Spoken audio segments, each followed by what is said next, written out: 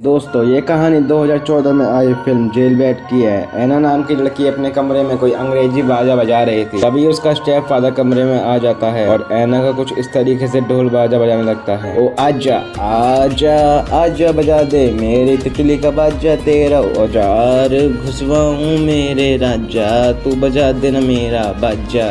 और दोस्तों एना को उसका बाजा बजाना कुछ खास पसंद नहीं आता और वो उसे खुद से दूर कर देती है, लेकिन उसका स्टेप फादर दुनिया से ही दूर हो जाता है। इस भले काम के लिए एना को बाल सुधार घर में भेजा जाता है। वहाँ का इंचार्ज आता है, उसका नाम फ्रैंक होता है और एना की फाइल देखकर उसे उसके रूम में भेज देता है। दोस्तों वहाँ पर एक एना की रूममेट होती है जिसका नाम गिनी होता है, जो ज्यादा किसी से बात नहीं करती है। पिछली रात एना जब सो रही होती है तो गिनी एना को देखकर मास्टरबेशन करने लगती है और अगले दिन एना ग्राउंड में जाती है। वहाँ उसे एक लड़की मिलती है जिसका नाम कोडी होता है। कोडी एना से दोस्ती करना चाहती है पर एना कोडी को दोस्ती करने नहीं देती है। कोडी एना को धक्का दे देती है और उसे एक कमरे में बंद करके पूरा ग्रुप उसे खूब मारता है। इसके बाद एना डॉक्टर के पास जाती है और डॉक्टर उसका चेकअप करती है। फ्रैंक एना को बुलाता है और उसे सेफ्टी देने के लिए कहता है,